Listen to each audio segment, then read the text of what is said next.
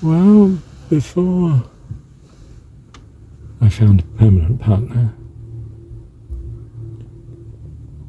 I was told by an Indian lady, not much older than myself, that since I was on spiritually seeking at the time, I was reading Hindu scriptures and so on. And I'd been reading some Buddhist scriptures, I think. And she said, she was Hindu herself,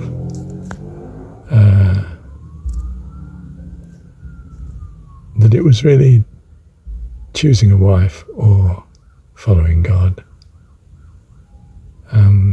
You really couldn't do both.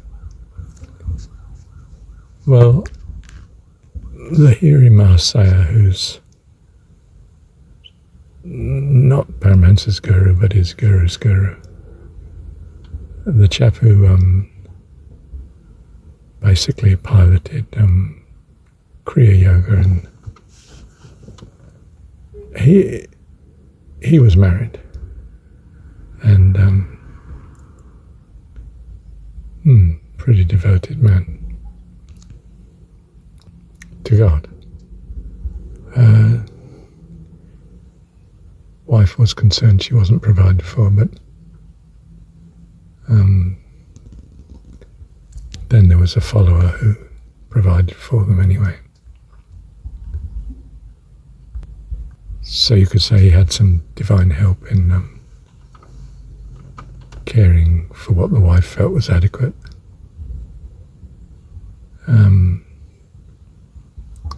Yeah. Well, decades later, I'm blessed with being single. And, well, it certainly does give greater opportunity to devote yourself to God. It doesn't mean you'll necessarily do it, of course. You may be hungering after another partner, or just not motivated to find God. You might settle for just a fellowship religion. Well, that's it concerning a marriage relationship.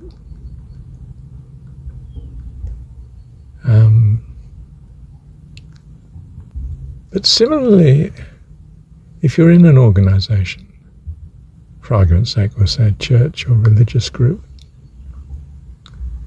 they have structures, they're an organization, they have membership, they have conformity, of course. They may even be employers of the upper echelons of the society. You're bought, not necessarily with cash, but fellowship in return for compliance. I won't say it's not the way to go. It may be the way you have to find out. But it's not. It's going to need something more than that. You need a freedom to devote yourself to God. Else your strengths are tapped away by other pressures to conform and to please and to be part of whatever the group is. And in large measure, this also applies to work situations.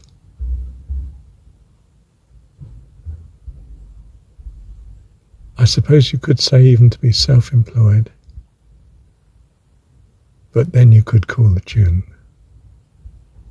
as to who you're being self-employed to. assuming the market's allowing you to do that. You might seek an extreme of self-sufficiency if you have the property to do it. Or you might become a sadhu. Walk by the banks of the Ganges, or the Thames, or the Waikato, the Mississippi. Actually, there's some lovely rivers you could be walking by, aren't there? Not sure how much it might meet your physical needs. And I'm not suggesting that you deliberately put yourself in a position where God would have to provide for you in such extreme circumstances, else you'd leave this world fairly quickly. But I am saying that the person who longs to be devoted to God may well find it helpful to consider how much independence he can abide for the sake of his devotion.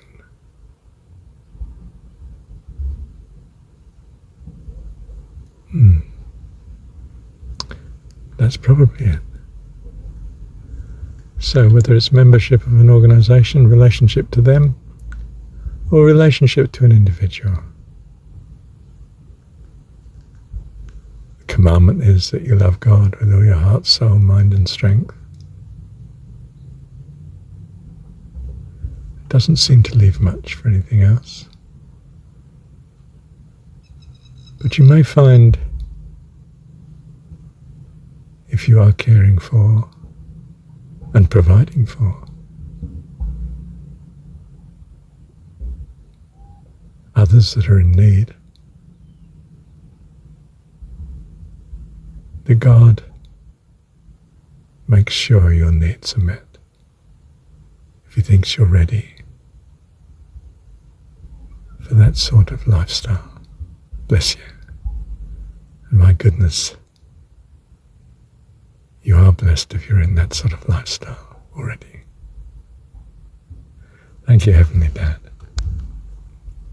Well, I could give an example. I instead of being a full-time teacher, I was typically teaching in 2 and sometimes 3 schools per week. You know, I would come and teach specific things that were needed and not teach others. It helps, of course, if you're in a subject that's in demand. I could teach maths, and I could teach economics up to any level, you know. I did that for many years. So I made sufficient living, and it gave me great independence in that you weren't part of the administration and you weren't expected to be burdened with much of the stuff that a full-time teacher would get. And of course, they knew you were meeting a need that they couldn't meet any other way, you know, scarcity of labour and so on in your field. Then I found in New Zealand lecturing in 3 universities, one way or another, some simultaneously. And my wife then similarly was doing so. Well, we didn't have children at that point. And so God was providing a very privileged lifestyle, really, wasn't it? Which did afford tremendous freedom from a spiritual point of view as well.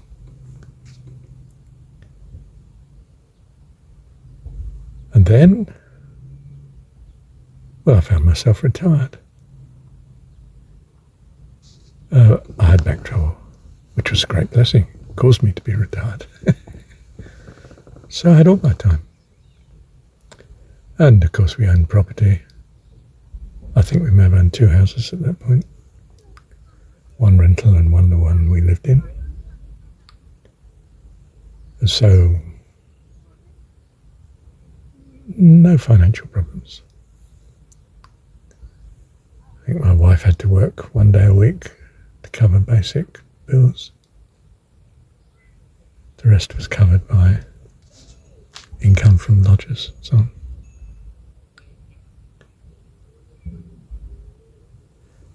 Okay, then marriage fell apart. But I was on a pension, state pension. Not more, but just about enough. I did actually lose ownership of property in the divorce proceedings and so on. But it's all right. I rent and manage fine. Lovely, isn't it? So again, I have absolute freedom. I don't even have to please the wife, if you know what I mean. You know, don't get me wrong, I loved being married.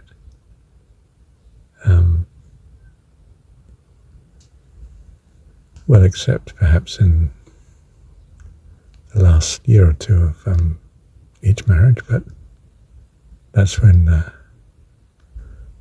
wife had packed up religion and was packing me up as hard as they could go, but still. Don't get me wrong, I wouldn't have missed being married to them for the world, if you know what I mean. So you could say from extremely early on,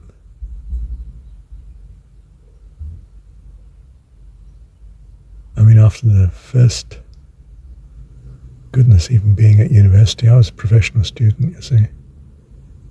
And then I was employed lecturing.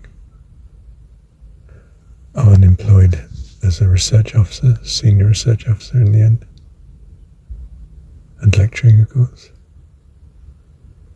And school teaching, because I wanted to do that. So there are circumstances in which you can find, of course, you might inherit or receive money and resources in some other way and be able to devote yourself to God. But if you're married, I think you'll find a lot of your resources just go to the family. Yeah.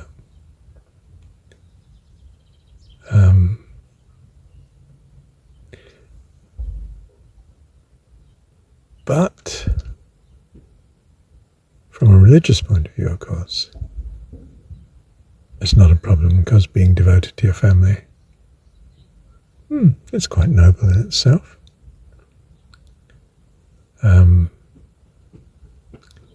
And being devoted to your work, if you feel your work is in itself noble, well, that's rather fine.